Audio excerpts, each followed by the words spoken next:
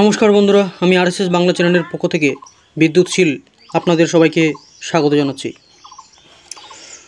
তো চলো আজকে কয়েকটি বিষয় নিয়ে আলোচনা করব। আমাদের যে এবারের শাখার জাগরণ পত্রিকা, সেই জাগরণ পত্রিকা সম্বন্ধে কিছু আলোচনা করব। আমাদের এখানে জাগরণ পত্রিকায় কী কী আলোচনা করা হয়েছে তার কিছু বিষয় নিয়ে আপনাদের সঙ্গে আলোচনা করব। সেবা কাজ সম্বন্ধে কিছু উল্লেখ করা হয়েছে। আমাদের সেবা কাজ নিয়ে জনসাধারণের উদ্দেশ্যে এগিয়ে যেতে হবে, সেগুলি বিষয়ে এখানে আলোচনা করা হয়েছে। ভোটের ঠিক আগে সিএএ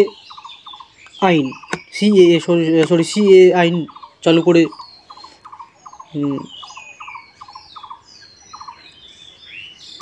আমাদের যে পাশ্চাত্য দেশ পাকিস্তান সেখানকার যে সংখ্যালঘু হিন্দু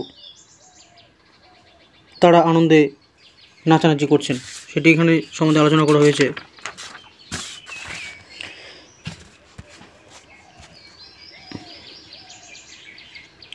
দেশীয় প্রযুক্তিতে তৈরি অগ্নি 5 ক্ষেপণাস্ত্রের পরীক্ষামূলক উৎক্ষেপণ সফল করেছে।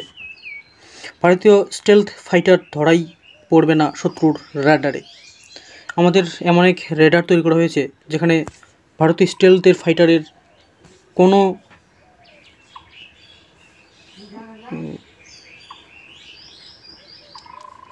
কোনো কিছু ধরা পড়বে না। বাজেয়াপ্ত হলো খালিস্তানিদের 300টি ব্যাঙ্ক অ্যাকাউন্ট বিদেশিদের দাঁড়গোড়ায় ভারতের হয়ে বন্ধ করানো হয়েছে। বলছে এবার ট্রেনের ইঞ্জিনেও বসলো টয়লেট, এটি সম্বন্ধে আলোচনা করা হয়েছে এখানে। তারপরে আলোচনা হয়েছে নয়া চুক্তি রিজার্ভ ব্যাংকের, এবার ভারতীয় নোট চলবে ইন্দোনেশিয়াতেও। আমাদের যে ভারতীয় নোট অর্থাৎ আমাদের যে ভারতীয় রুপি সেটি ইন্দোনেশিয়াতেও এবার থেকে চলবে, দুটি চলবে। ওদের যে ইন্দোনেশিয়ার যে রুপি আছে এবং আমাদের ভারতের যে রুপি আছে দুটোই সেখানে চলবে। পাকিস্তান হতে জঙ্গিদের নেতা নেপথ্যে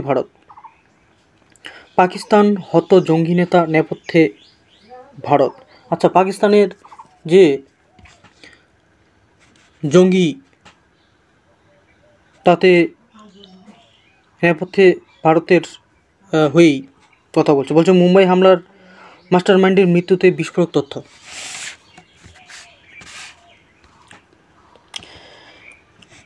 মুম্বাই 8টি রেল স্টেশনের বিদেশি নাম পরিবর্তনের সরকারের সিদ্ধান্তকে স্বাগত জানানো হয়েছে। মুম্বাই 8টি নাম পরিবর্তন করা হয়েছে। মহারাষ্ট্রের যে মহাজোট সরকার তারা এই 8টি নামকে চেঞ্জ করেছে, রেল স্টেশনের 8টি নামকে চেঞ্জ করেছে, সেটি সম্বন্ধে এখানে আলোচনা করা হয়েছে, তুলে ধরা হয়েছে। এখন আহমেদাবাদ নগর অহল্যানগর নামে পরিচিত হবে, নাম পাল্টেছে শিন্ডে সরকার। অর্থাৎ মহারাষ্ট্রের যে আহমেদাবাদ নগর সেটিকে অহল্যানগর নামে চেঞ্জ করা হয়েছে, পরিবর্তন করা হয়েছে। অর্থাৎ আমাদের যে হিন্দুদের নামকরণ সেটি করছে আমাদের যে মহারাষ্ট্র সরকার। আচ্ছা, আন্তর্জাতিক নারী দিবস সম্বন্ধে এখানে তুলে ধরা হয়েছে, আলোচনা করা হয়েছে। উত্তরাখণ্ডের ইউসিসি বিল অনুমোদন করলেন রাষ্ট্রপতি। ইউসিসি বিল অনুমোদন করেছে উত্তরাখণ্ডে। আচ্ছা, সেটি সম্বন্ধে কি আমরা ডিটেলসে একটু পরে জানবো। বলছে কেন কংগ্রেসের একজন সদস্যকেও কালো পানিতে বন্দী করা হলো না, এটি সম্বন্ধে এখানে আলোচনা করা হয়েছে। ভারতবর্ষের প্রতিরক্ষা মন্ত্রক হিন্দুস্তান এরোনটিক্স লিমিটেডের সাথে 890 কোটি টাকার চুক্তি স্বাক্ষর করলো, এটিও এখানে আলোচনা করা হয়েছে, এটিও আমরা আলোচনা করব। হিন্দু হিত রাষ্ট্রহিত সেই জন্য জাগরণ, অর্থাৎ জাগরণ সম্বন্ধে এখানে বিস্তারিত আলোচনা করা হয়েছে। আমরা এত কিছু জানলাম, কিন্তু সবথেকে বেশি ভাইটাল হচ্ছে আমাদের হিন্দুদের যে রাষ্ট্রহিতের সেই জাগরণ সম্বন্ধে কীভাবে কাজ করব সেটি এখানে বিস্তারিতভাবে তুলে ধরা হয়েছে, সেটি সম্বন্ধেই আমরা সবথেকে বেশি আলোচনা করব। আজকের টপিক ধরে নিতে পারো এটি।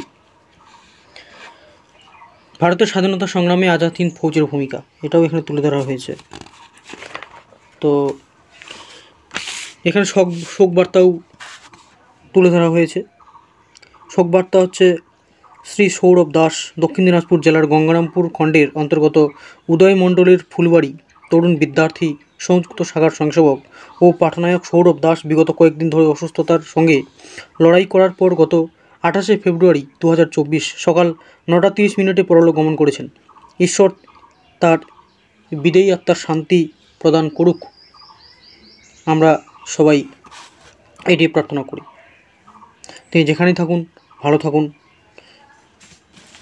ওম শান্তি, ওম শান্তি, ওম শান্তি। তো চলো আমরা ডিটেলসে কিছু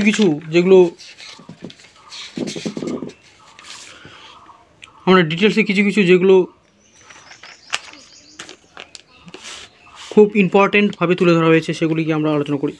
দেশীয় প্রযুক্তিতে তৈরি অগ্নি 5 ক্ষেপণাস্ত্রের পরীক্ষামূলক উৎক্ষেপণ সফল করল ডিআরডিও। বলছে ডিআরডিও বিজ্ঞানীদের প্রচেষ্টায় দেশীয় প্রযুক্তিতেই তৈরি অগ্নি 5 ক্ষেপণাস্ত্র খুব সফলভাবে উৎক্ষেপণ করেছে আমাদের হচ্ছে ডিআরডিও বিজ্ঞানীরা। তো সেটি আমাদের যে কেন্দ্রের সরকার, সেই সরকারের হয়তো এই উৎক্ষেপণের প্রতিরক্ষা গবেষণা উন্নয়ন সংস্থার বিজ্ঞানীদের জন্য গর্ব অনুভব করছেন প্রধানমন্ত্রী নরেন্দ্র মোদী। অর্থাৎ নরেন্দ্র মোদী থাকাকালীন যে আমাদের অনেক অসাধ্য সাধন হচ্ছে তারই আরেক প্রমাণ। আচ্ছা, এবার বলছে বাজেয়াপ্ত হলো খালিস্তানিদের 300টি ব্যাঙ্ক অ্যাকাউন্ট। নরেন্দ্র মোদী, আমাদের যে কেন্দ্র সরকার নরেন্দ্র মোদী, তিনি বলেছিলেন যে আমরা সরকারে আসলেই অনেক অ্যাকাউন্ট সিজ করব এবং যে বিদেশি আমাদের যে ভারতীয় টাকা বিদেশে আছে সেগুলিকে ভারতে আনার চেষ্টা করব। তো সেই চেষ্টাই একটি করা হয়েছে। তাদের যে অ্যাকাউন্ট, এখানে বলেছে যে খালিস্তানি ফান্ডিং নেটওয়ার্ক কোমর ভাঙতে বড় অ্যাকশন ব্রিটেনের।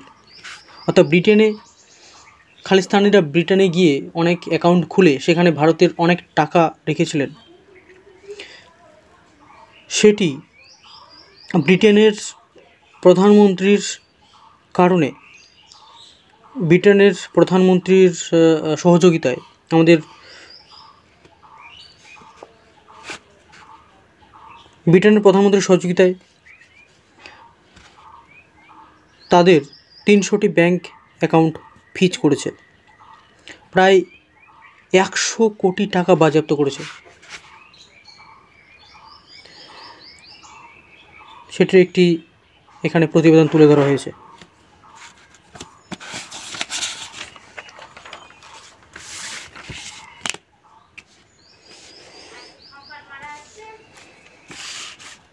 বলছে এখন আহমেদাবাদ অহল্যানগর নামে পরিচিত হবে, নাম পাল্টেছে সিন্ডে সরকার। বলছে মন্ত্রিসভার বৈঠকে মহারাষ্ট্র সরকার অনেক বড় সিদ্ধান্ত নিয়েছে। সিন্ডের মন্ত্রিসভা আহমেদাবাদ নগর জেলার নাম পরিবর্তন করে অহল্যানগর নাম করেছে। এ নিয়ে মহারাষ্ট্র মন্ত্রিসভা মুম্বাইয়ের 8টি রেলওয়ে স্টেশনের নাম পরিবর্তন করার সিদ্ধান্ত নিয়েছে।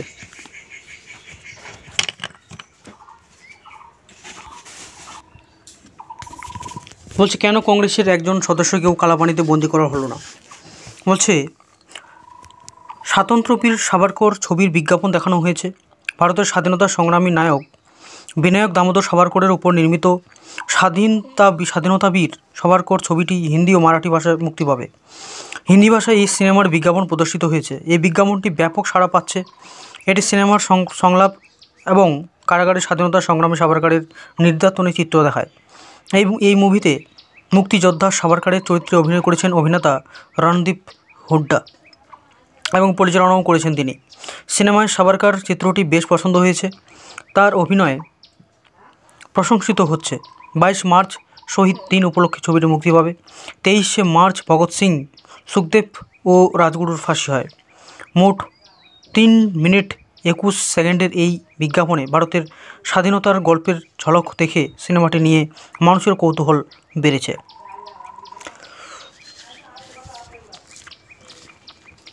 তো এটি এখানে আলোচনা করা হয়েছে। আশা করি তোমরা সবাই এই সিনেমাটি দেখবে, আমিও দেখিনি, আমিও দেখব।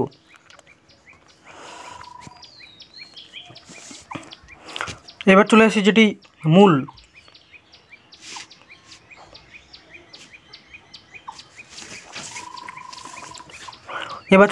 মূল আলোচনা, সেই বিষয়ে কিছু এখানে কভার করা হয়েছে। তো চলো সেটি নিয়ে আলোচনা করি। বলছি হিন্দু হিত রাষ্ট্রহিত সেই জন্য জাগরণ। প্রথম সত্রে বলা হয়েছে সাংগঠনিক রচনা।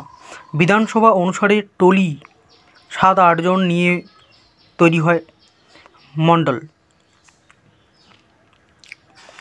অর্থাৎ 3-4টি গ্রাম নিয়ে টলি। বুথভিত্তিক বৈঠকের কার্যক্রম নির্ধারণ। গ্রাম বুথভিত্তিক অনুসারে বৈঠকের যোজনা, দিন সময় স্থান, কে বৈঠক নেবেন তার জন্য যোজনা, বৈঠকের সূচনা কারা দেবেন তা নিশ্চিত করা, মাতৃশক্তির উপস্থিতি নিশ্চিত করা, স্থানীয় প্রবুদ্ধ সমাজকে আগ্রহ করা, স্থানীয় যুব সমাজের উপস্থিতি নিশ্চিত করা। এটি হলো জাগরণের মূল কাজ। জাগরণ করতে হলে এই জিনিসটি ঠিক করতে হবে, কবে কোথায় গিয়ে বসবো এবং কিভাবে জাগরণ নেব। যতগুলি বিষয় সম্বন্ধে আলোচনা করলাম, এগুলি বিষয় সম্বন্ধে আমরা তুলে ধরবো, কী করছে, কী হচ্ছে, কী করছে, কী করা উচিত, কী বলা উচিত। ঠিক আছে, দ্বিতীয় সূত্রে বলেছে কী বলা উচিত আমাদের। বলছে জাগরণের উদ্দেশ্যে, কেন জাগরণ? হিন্দু হিত রাষ্ট্রহিত সেই জন্য জাগরণ। আমরা কেন জাগরণ করব? বলছে হিন্দু হিত রাষ্ট্রহিত সেই জন্যই জাগরণ করব। ঠিক আছে, আমাদের হিন্দুদের জাগরিত করতে হবে। রাষ্ট্রহিত, একটা সুন্দর রাষ্ট্র নির্মাণ করার জন্য আমাদের হিন্দুদের জাগরিত হতে হবে, আর সেই জন্যই আমাদের সেই জাগরণ করা। গণতান্ত্রিক দেশে নাগরিকগণ মতদানের মাধ্যমে দেশ পরিচালনার জন্য সরকার নির্বাচন করে। দেশ পরিচালনার দায়িত্ব কার হাতে দেওয়া হবে সেই সুযোগ নির্বাচনের সময় পাওয়া যায়। 3 ধরনের মতদাতা আছে: দেশের কল্যাণ চিন্তক, জাগ্রত নাগরিক, অর্থাৎ রাষ্ট্রহিত সর্বোপরি, যারা ভাবে যে আমাদের রাষ্ট্রই সব থেকে বড় কথা, দেশের কল্যাণই সব থেকে বড় চিন্তার বিষয়। তো যারা এটি বোঝে তারা হচ্ছে 1 নম্বরে আছে। ঠিক আছে, আরেক ধরনের আছে দেশ বিরোধী শক্তি, অর্থাৎ টুকরো টুকরো গ্যাং, স্বার্থপর মধ্যপন্থী সুবিধাবাদী। এরা হচ্ছে স্বার্থপর মধ্যপন্থী সুবিধাবাদী। এরা নিজেদের সুবিধা নেয়, অর্থাৎ কারো দিকে নয়, না এদিকে যাব না ওদিকে যাব, চুপচাপ বসে থাকবো এবং সুবিধা ভোগ করব। ঠিক আছে, এরা হলো 2 নম্বর। আর 3 নম্বর হচ্ছে দেশের বিরোধী শক্তি, একবারে বিরোধী করে, দেশের পক্ষে, দেশের বিপক্ষে, রাষ্ট্রহিতে নেই, এরা দেশের বিপক্ষে। ঠিক আছে, একজন আছে যে দেশের হয়ে কথা বলে, একজন আছে যে চুপচাপ থাকে, আর আরেকজন আছে যে কি দেশের বিরোধিতা করে। যদি নিজেকে প্রথম শ্রেণীর নাগরিক মনে করি তবেই জাগরণ করতে হবে। বলছে তবে জাগরণ করতেই হবে। আমরা যদি নিজেদেরকে ভাবি যে না রাষ্ট্রই পরম কথা, রাষ্ট্রই শেষ কথা, তাহলে আমাদেরকে জাগরণ করতে হবে। তাহলে যদি জাগরণ করি তাহলে কিভাবে করব? এই যে প্রথমে বলে দিয়েছে যে মাতৃশক্তির কবে বৈঠক করব, বৈঠক কে নিশ্চিত করবে এবং বৈঠকটা কে নেবে। ঠিক আছে, কবে, কখন, কোন সময়ে সেটি নির্ধারণ করা। এবার বলছে কীভাবে জাগরণ করব। গ্রামের প্রতিটি পাড়ায় বৈঠক, প্রতিটি বৈঠকে 50 থেকে 100 জনের উপস্থিতি, নিজেদের আত্মীয় স্বজন প্রতিবেশীদের সাথে আলোচনা, নিজের যে আত্মীয় স্বজন আছে তাদের সঙ্গেও আলোচনা করা আবশ্যিক। 50 থেকে 100 জন যেখানে জমায়েত হবে, এরকম আমরা একটা আইডিয়া নিয়ে যে এরকম একটা জায়গা যে 50 থেকে 100 জন উপস্থিত হতে পারে বা হবে, এরকম একটা জায়গা নির্ণীত করা বা ঠিক করা, এবং সেখানে একটি নির্দিষ্ট দিন ধার্য করে, নির্দিষ্ট সময় ধার্য করে সেখানে গিয়ে কে বৈঠক নেবে সেটা নিশ্চিত করে সেখানে গিয়ে বৈঠক করা, এবং সাথে যে প্রতিবেশী বা আত্মীয় স্বজন আছে তাদের সঙ্গে আলোচনা করা, জাগরণ ভিত্তিক পত্রক দেওয়া। ঠিক আছে, বৈঠকের সূচনা কারা নেবেন তা নিশ্চিত করা, মাতৃশক্তির উপস্থিতি নিশ্চিত করা, স্থানীয় প্রবুদ্ধ সমাজকে আগ্রহ করা যে আপনারা আসুন, আপনারা শুনুন, শুনে আপনারা যদি হিন্দুত্ববাদী হন বা হিন্দুত্ব আপনার মধ্যে জাগরিত হয় তাহলে শুনুন, যদি মনে হয় শুনে যে কিছু কাজ করব বা হিন্দুত্বের জন্য এগিয়ে আসবো তাহলে এগিয়ে আসুন, আর যদি মনে হয় যে না আমরা ভুল বলছি তাহলে আপনি চুপচাপ ঘরে বসে থাকুন। স্থানীয় যুব সমাজের উপস্থিতি নিশ্চিত করা, স্থানীয় যারা যুব সমাজ আছে তাদেরকেও আগ্রহ করা, তাদেরকেও নিয়ে আসা। এবার আমাদের যে আলোচনা বিন্দু, কী নিয়ে আলোচনা করব, সেখানে বৈঠক নেব, সেখানে বৈঠকে আলোচনা করব, কিন্তু আলোচনার বিষয়টি কী হবে সেটা নিয়ে কিছু কথা বলছে। ভোটার তালিকায় প্রত্যেক নাম ও আরও কিছু কথা, ভোটার তালিকায় প্রত্যেকের নাম নথিভুক্ত করা, ভোটার তালিকায় যাতে প্রত্যেকের নাম থাকে, প্রত্যেক হিন্দুর নাম থাকে, যারা ভোট দিতে পারবে, 18 বছর বয়স হয়ে গেছে তাদের নাম যাতে থাকে সেখানে, সেটাই নিশ্চিত করা। 18 এবং 18 ঊর্ধ্ব যুবক যুবতীদের নাম ভোটার তালিকায় নথিভুক্ত করা, যেটি আমি বললাম একটু আগে। ভোটার তালিকায় নিজেদের অংশ ও ক্রমিক নং আগে থেকে জেনে রাখার চেষ্টা করতে হবে।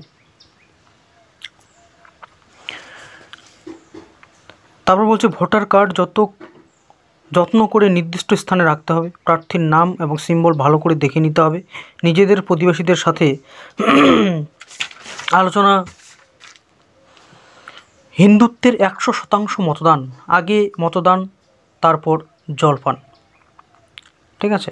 আমাদের যে দেখুন মুসলিম, আমাদের যে বিরোধী কী বলবো, যে আমাদের যে বিরোধী ধর্ম আছে অর্থাৎ মুসলিম ধর্ম, তারা 100-তে 100 জন ভোট দেয়, বা কুচিতে 100-তে 99% ভোট দেয়, কিন্তু আমাদের হিন্দুত্বের 100 জনের মধ্যে 65% ভোট দেয়, অর্থাৎ 100 জনে 65 জন কি 70 জন ভোট দেয়, তাহলে বাকি 30 বা 35 জন আমাদের কথায় গেল, আমরা তো সেখানেই হেরে যাচ্ছি ওদের কাছে। অতএব আমাদেরকে 100% মতদান দিতে হবে, এবং মতদানটি আগে করতে হবে, সবার সকাল সকাল করতে হবে, কারণ পরবর্তীতে দেখা যায় কি আমরা ভোট দিতে গিয়ে হয়তো কিছু ভোট দিতে পারছি না সময়ের অভাবে, বা অথবা সিরিয়াল নাম্বার না পেয়ে থাকলে ভোট তো দেওয়া যায় না।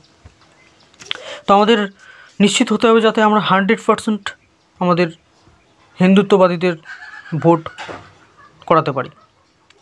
তা বলছে রাষ্ট্রপ্রেমী হিন্দুত্ববাদী সরকার প্রতিষ্ঠা করতে সকলের মতদান খুবই গুরুত্বপূর্ণ। রাষ্ট্রপ্রেমী ও হিন্দুত্ববাদী সরকার প্রতিষ্ঠা করতে সকলের মতদান খুবই গুরুত্বপূর্ণ।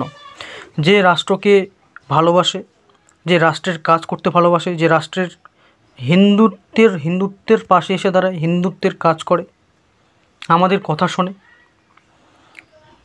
ঠিক আছে, এরকম সরকারকে আমরা প্রতিষ্ঠা করব। যে বিরোধী শক্তিকে একদমই পছন্দ করে না,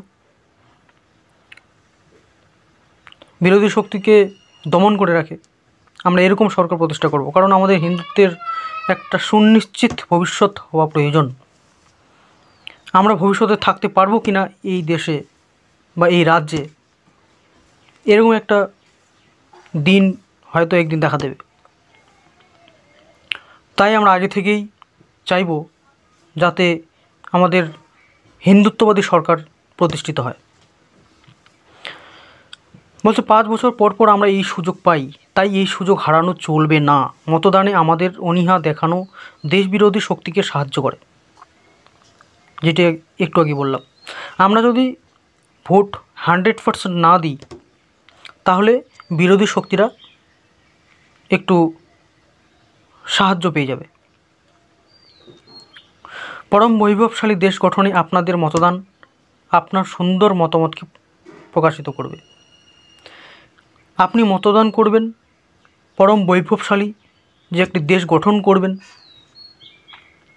সেই বিষয়ে আপনার মতামতকে একটি দাঁড়গোড়ায় নিয়ে গিয়ে প্রতিষ্ঠিত করবে। আচ্ছা, এটিগুলো বিন্দু 2 নম্বর গেল। এবার 3 নম্বর আলোচনা কি করব। বলছে নোটাতে মতদান দেব না, সবচেয়ে পছন্দের দল ও প্রার্থীকে মতদান করব। নোটা একটা চিহ্ন থাকে, একটা সিম্বল থাকে আমাদের, নোটা সিম্বল। অর্থাৎ কারো যদি কোনো প্রার্থীকে ভালো না লাগে তাহলে আমরা নোটায় ভোট করতে পারি, কিন্তু আমরা নোটাতে ভোট দেব না। সেটি আমাদের নোটাতে মতদান দেওয়ার অর্থ আপনি যে দল বা যে প্রার্থীকে ভীষণ অপছন্দ করেন তাকেও অসুবিধা করে দেওয়া। নোটা ধীরে ধীরে গণতান্ত্রিক ব্যবস্থাকে নষ্ট করে দিয়ে দেশ বিরোধীদের শক্তিশালী করছে। অর্থাৎ নোটাতে ভোট দিলে কী হয়, আপনি কোনো প্রার্থীকেই পছন্দ করছেন না, এবার যে বিরোধী শক্তি আছে আমাদের, তারা জেনে যায় যে নোটাতে এতগুলো ভোট পড়েছে, মানে আমরা যদি বিরোধী শক্তি একটা গড়ে তুলি বা তুলতে পারি তাহলে হয়তো আপনার মনটাকে টেনে নেওয়া যাবে, তারা আপনার মনকে নিয়ে অনেক কিছু করতে পারবে। তো সেই জিনিসটা না করা। বলছে আমাদের আত্মসম্মানের প্রতীক শ্রীরাম মন্দির আমরা পেলাম, একদম অবশ্যই আমাদের শ্রী ভগবান প্রায় 500 বছরের প্রতীক্ষার পর আমরা পেয়েছি। এটি আমাদের সবার সামনে সেই আলোচনা বিন্দু হিসেবে তুলে ধরতে হবে, এবং আগে কি ছিল, আগে কেন পাইনি, এখন কেন পেয়েছি, সেটি বিষয়েও তুলে ধরতে হবে। 4 নম্বরে কি বলেছে, বলছে ধর্ম সমাজ ও দেশের রক্ষা আমাদের আত্মসম্মানের প্রতীক শ্রীরাম মন্দির আমরা পেলাম 370 ধারার উপলব্ধি। 370 ধারার উপলব্ধি ঘটেছে, কে করেছে, নাকি কেন্দ্র সরকার করেছে। তার মানে এতদিন যে আমাদের কাশ্মীর আমাদের হাতে ছিল না, এখন কেন্দ্র সরকার আমাদের দেশের মধ্যেই সেই কাশ্মীরকে এনে দিয়েছে। তাদের মধ্যে নির্দিষ্ট একটি আইন চালু ছিল, সেই আইনটি কেন্দ্র সরকার তুলে দিয়ে কাশ্মীরকে আমাদের ভারতের অন্তরে প্রতিষ্ঠিত করে বা প্রবেশ করে দিয়েছে। তাহলে এরকম হিন্দুত্ববাদী সরকারও তো আমাদের প্রয়োজন, যারা আমাদের দেশের কথা চিন্তা করবে, ভালো কিছু কাজ করছে, হিন্দুর কথা চিন্তা করছে, আমাদের হিন্দুত্বের স্বার্থে অনেক কাজ করছে। আমরা শ্রীরাম মন্দির এতদিন পর পেয়েছি, প্রায় বহু বছর প্রতীক্ষার পর। অনেক আমাদের দাদুর দাদু তারা রাম মন্দির প্রতিষ্ঠিত বা রাম মন্দির দেখার জন্য অনেক অনেক কিছু করেছেন এবং নিজের জীবন দিয়েও দেখতে পারেননি। তারপরে বলছে 3 তালাক বন্ধ করেছেন। মুসলিমদের যে একটি জঘন্যতম আইন, জঘন্যতম একটি কুপ্রথা 3 তালাক, সেটিকে তারা বন্ধ করেছেন। আর সেটি বন্ধ হওয়ারই কারণ ছিল, কারণ প্রায় সব দেশেই বহু সভ্য সমাজে এই 3 তালাক বন্ধ হয়েছে। তাহলে আমাদের দেশে কেনই বা 3 তালাক থাকবে? শুধু তালাক তালাক তালাক বললেই যে তালাক হয়ে গেল, তার তো কোনো মানে নেই। এটা নারী সমাজের, মুসলিম নারী সমাজের একটি সবথেকে বড় পাওনা ছিল, সেটি আমাদের কেন্দ্র সরকার করে দেখিয়েছে, আমাদের হিন্দুত্বের সরকার। সিসিএ লাগু হয়ে আমরা প্রত্যেক সম্মানের সাথে নাগরিকত্ব পাবো। এবার যে এই যে ভোটের আগেই আমাদের সিসিএ না, সিএএ অর্থাৎ কেউ কে বলে, তাহলে এই সিএএ লাগু হয়েছে কেন? কারণ কি, এই সিএএ যে উদ্বাস্তুগুলো আছে, উদ্বাস্তু হিন্দু, আমাদের যে সংখ্যালঘু হিন্দু, বাংলাদেশ, পাকিস্তান আর আফগানিস্তান, এই 3টি দেশে যে আমাদের সংখ্যালঘু হিন্দু মায়েরা, বাবারা, ভাইয়েরা, বোনেরা আছে, তারা এতদিন থেকে নাগরিকত্ব পায়নি, ভারতে নাগরিক হয়ে উঠতে পারেনি, সেটি দেওয়ার চেষ্টা করছে কেন্দ্র সরকার। এবং সেখানে অনেক অত্যাচার, এই যে 3টা দেশের নাম বললাম বাইরের, বাংলাদেশ, পাকিস্তান, আফগানিস্তান, এখানে আগে অনেক পার্সেন্ট বেশি হিন্দু ছিল, প্রায় 22 থেকে 25% হিন্দু ছিল। কিন্তু এখন 3 থেকে 4% এসে দাঁড়িয়েছে, বা 2% এসে দাঁড়িয়েছে। কেন? বাকি হিন্দুগুলো কোথায় গেছে? আর ঠিক সেজন্যই আমাদের এই হিন্দু সংরক্ষণের জন্য, হিন্দু জাতি সংরক্ষণ হোক, আর সেজন্যই আমাদের হিন্দুত্ববাদী কেন্দ্রীয় সরকার এই সিএএ আইনটি লাগু করে তাদেরকে সম্মানের সঙ্গে আমাদের নাগরিকত্ব দিতে চাইছে। তাহলে এটি সবথেকে একটি হিন্দু সংরক্ষণের সবথেকে বড় কাজ। বলছে বিভিন্ন অভিন্ন দেওয়ানি বিধি চালু হবে। 4 ধাম, কেদারনাথ, বদ্রীনাথ, যমুনেত্রী, গঙ্গোনেত্রী, কেদারনাথ, বদ্রীনাথ, যমুনেত্রী ও গঙ্গোনেত্রী যাত্রা করার জন্য রাস্তা তৈরি, রেল যোগাযোগের ব্যবস্থা করা হয়েছে। এই 4 জায়গায় যাওয়ার জন্য অনেক ধরনের উন্নত ব্যবস্থা করা হয়েছে, যাতায়াত ব্যবস্থা। আমাদের দেশ ভারতবর্ষ এখন বিশ্বগুরু। আমরা ভারতবাসী হিসেবে আত্মসম্মানের সাথে সমস্ত পৃথিবীতে নিজের পরিচয় দিতে পারছি। সন্ত্রাসবাদী হামলার ঘটনা 76% কমেছে। 2014 সালের 824 থেকে 2022 সালে 201।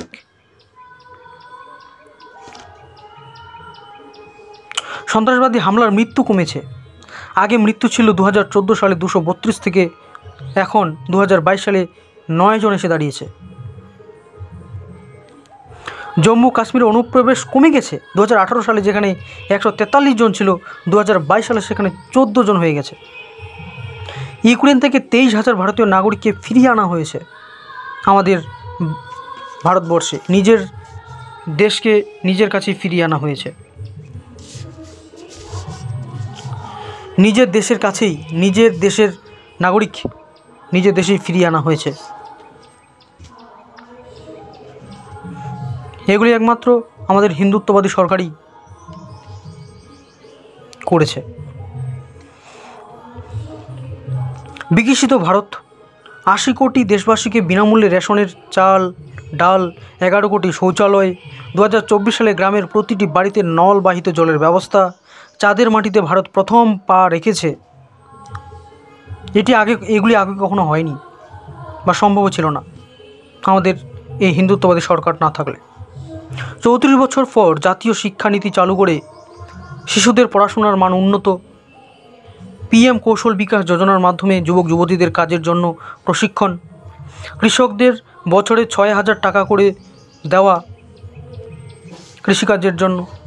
বিশ্বকর্মা প্রকল্পে যুবক যুবতীদের জন্য 3 লক্ষ টাকা পর্যন্ত ঋণ এবং 15,000 টাকা পর্যন্ত সরঞ্জাম প্রদান।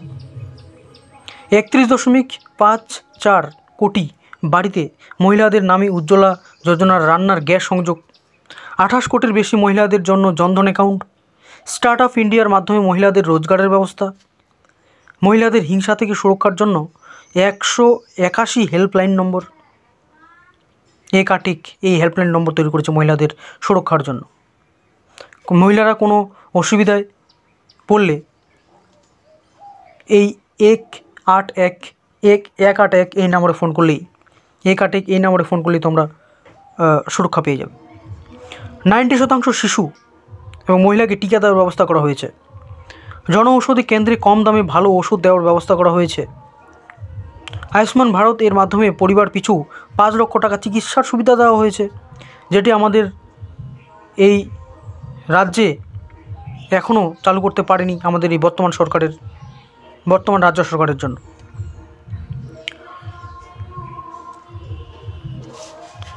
এগুলি আমাদের সেই, এই যে আলোচনাগুলি করলাম, এগুলি আমাদের সেই বৈঠকে বা জাগরণে, হিন্দুত্বের জাগরণে তুলে ধরতে হবে। আর এটি করতে হবে আজকালের মধ্যেই।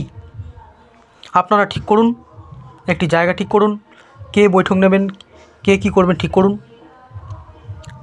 ঠিক আছে? আমি যেগুলো আলোচনা করলাম সেগুলি সম্বন্ধে আপনারা আলোচনা করবেন। বিন্দু 6 কী বলছে? 6 এখনও ধর্ম, সমাজ ও দেশের উপর আঘাত চলছে। হিন্দু বিরোধীরা এখনও দেশের কিছু জায়গায় ক্ষমতায় আছে। আমাদের যে হিন্দু বিরোধী, তারা অনেক জায়গায় এখনও ক্ষমতায় আছে। হিন্দু বিরোধী সরকার এখনও অনেক জায়গায় আছে, যারা কি করছে, যারা নাকি হিন্দুত্বের উপরই কুড়ুল মারছে। হিন্দু দেশ কিন্তু হিন্দুদের উপরই কুড়ুল মারছে। এদেরকে নিয়ে খেলছে, আমাদের হিন্দুদেরকে নিয়েই খেলছে। হিন্দুদের ধর্মান্তরিত করা হচ্ছে। আমাদের যে হিন্দুরা আছে তার ধর্মান্তরিত হয়ে বিরোধী ধর্মে যাচ্ছে, অর্থাৎ মুসলিম ধর্মে যাচ্ছে। দেশের অনেক স্থানে সাধু সন্তদের হত্যা হয়েছে। বিভিন্ন জায়গায় হিন্দু মেয়েরা লাভ জিহাদের শিকার হচ্ছেন। হিন্দু মায়েরা গ্রামে গঞ্জে ধর্ষিত হচ্ছেন, খুন হচ্ছেন। হিন্দু মহিলাদের অসম্মান নির্যাতন গত বিধানসভা নির্বাচনের পরে বেছে বেছে হিন্দু পরিবারের উপর করা হচ্ছে, আক্রমণ করা হচ্ছে। কেন হচ্ছে? এই বর্তমান সরকারের জন্য। এগুলো সম্বন্ধে আমাদের আলোচনা করতে হবে। 7 নম্বরে বলছে পশ্চিমবঙ্গের সমস্যা 4টি। পশ্চিমবঙ্গের সীমান্ত সমস্যা 4টি দেশের সাথে আন্তর্জাতিক সীমানা, গরু পাচার, কৃষির উপর প্রভাব, আমাদের যে মহান হচ্ছে দেবতা গরু, আমরা দেবতা হিসেবে মানি, তাদের সম্বন্ধে তাদের নিয়ে অত্যাচার শুরু হচ্ছে, পাচার করা হচ্ছে গরুদেরকে। ড্রাগসের উপদ্রব করা হচ্ছে, আমাদের যুব সমাজের উপর প্রভাব পড়ছে। ড্রাগস এবং যে আমাদের যে মাদকদ্রব্য, ঠিক আছে, দারু, গাঁজা, এইসব কিছু বেশি পরিমাণে বাড়ি বাড়ি গিয়ে বিক্রি করছে। কোন আমাদের যে হিন্দুত্ববাদী রাজ্য সরকার যেখানে আছে সেখানে তো এইসব ব্যান করা হয়েছে। তাহলে আমাদের এই পশ্চিমবঙ্গে কেনই বা এগুলো চালু করা হয়েছে, যে বাড়ি বাড়ি দরজা গিয়ে পৌঁছে দেওয়া হচ্ছে মাদকদ্রব্য? কেন? কারণ আমাদের যুব সমাজকে চুপ করে রাখা হচ্ছে, যাতে আমরা কিছু বলতে না পারি। কেন? কারণ কি আমরা মাদকদ্রব্য খেয়ে চুপচাপ থাকবো, না চাকরি চাইবো, না কাজ চাইবো এই আমাদের রাজ্য সরকারের কাছে, হিন্দুত্ব বিরোধী সরকারের কাছে? তো এই হিন্দুত্ব বিরোধী সরকারকে উৎখাত করার জন্য এইসব বৈঠক আপনাদের নিতে হবে। আমাদের হিন্দুত্ববাদী সরকার প্রয়োজন, কিন্তু একবারও কোনো পার্টির নাম নেবেন না, শুধু হিন্দুত্ববাদী আর হিন্দু বিরোধী বলেই প্রচার, অর্থাৎ জাগরণ কাজ করতে হবে আপনাদের। লোকসভার সমস্যা এইমস না হওয়া, রোজগার, স্থানীয় শিল্প না থাকায় ব্যাপক হারে পরিযায়ী শ্রমিক, অর্থাৎ আমাদের যে বাবা মায়েরা আছে, মায়েরা ছেড়ে দিচ্ছি, বাবারা আছে, ভাইরা আছে, দাদারা আছে, সবাই তারা বাইরে গিয়ে পরিযায়ী শ্রমিক হিসেবে কাজ করছে। কেন? কারণ আমাদের পশ্চিমবঙ্গে কোনো কিছুই নেই, আর যদি কিছু থাকেও তো কোনো পারিশ্রমিক হিসেবে খুব সামান্য স্বল্পতম টাকা, আর সেই জন্য আমাদের বাইরেই যেতে হচ্ছে, কারণ বাইরে একটি সুনিশ্চিত ভবিষ্যৎ আছে। আচ্ছা,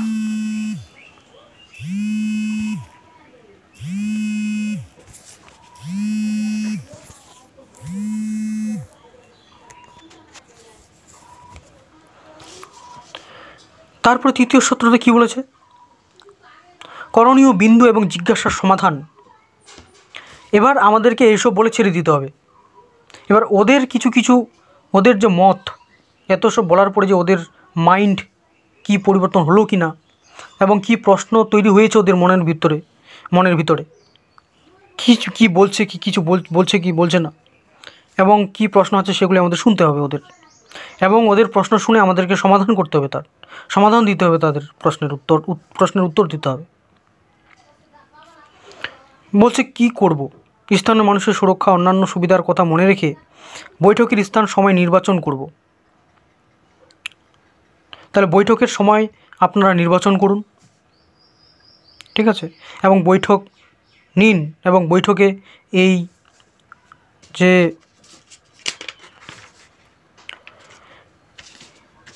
যে জাগরণের কাজ সেটি করুন। রাস্তায় চলার সময় স্লোগান দিন, চেঁচামেচি এড়িয়ে চলুন। মুসলিম এলাকার সংখ্যালঘু হিন্দু পরিবারের যাওয়ার সময় ভেবে চিন্তে কাজ করা। আপনারা বৈঠক এমন জায়গায় নেবেন, একটু সাবধানে নেবেন।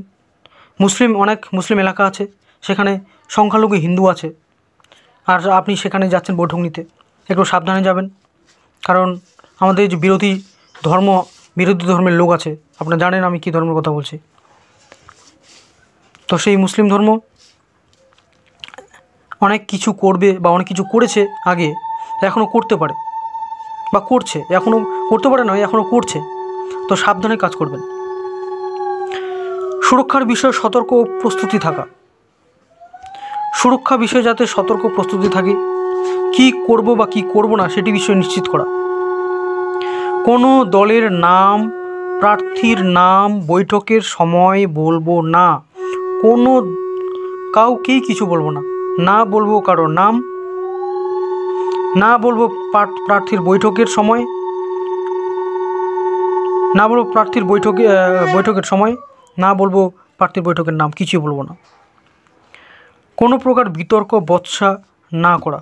কেউ যদি কোনো উল্টাপাল্টা প্রশ্ন করে, বিরোধী প্রশ্ন করে, দেশের বিরোধিতায় প্রশ্ন করে, তাহলে তাদের সঙ্গে বচসা না করে ওখান থেকে চলে আসা। কোনো বাড়ি ইচ্ছা করে বাদ না দেওয়া। প্রত্যেক বাড়িতেই যাতে প্রত্যেক বাড়ির সদস্য বা প্রত্যেক বাড়ির সদস্যরা যাতে এই জাগরণে অংশগ্রহণ করে, বা প্রত্যেক বাড়িতে গিয়ে যাতে আমরা বোঝাতে পারি, জাগরিত করতে পারি হিন্দু সমাজকে, সেদিকে নজর দেওয়া। সব থেকে বেশি পরিবারে কীভাবে পৌঁছানো যায় সেদিকে নজর রাখা। তো আজকের সব থেকে ভাইটাল বিন্দু এটি ছিল আলোচনা করার। তো চলো তোমরা বৈঠকগুলি নিতে থাকো এবং হিন্দু সমাজকে জাগরিত করতে থাকো। আমরাও ঠিক একই কাজ করে চলেছি, তো সেই জন্যেই এগুলি বলে দেওয়া সবাইকে। তো চলো, কার কেমন লাগলো ভিডিওটি শেয়ার করে দিও সবাইকে। কোনো যদি কার্যকর্তা থেকে থাকে, নেতাদের শেয়ার করবেন না আপনারা, কোনো নেতাকে শেয়ার করবেন না। আপনারা যদি আরএসএসের দায়িত্বে থাকেন বা কোনো হিন্দু সংগ্রামী যুবক থাকে, তাদেরকে শেয়ার করে এইসব কাজ করতে দেওয়া। তো আপনারা এই কাজগুলি করুন, সাবস্ক্রাইব করে চ্যানেলটির পাশে থাকবেন, আরও অনেক কিছু এই চ্যানেলে আসবে। তো চলো, ধন্যবাদ, থ্যাংক ইউ।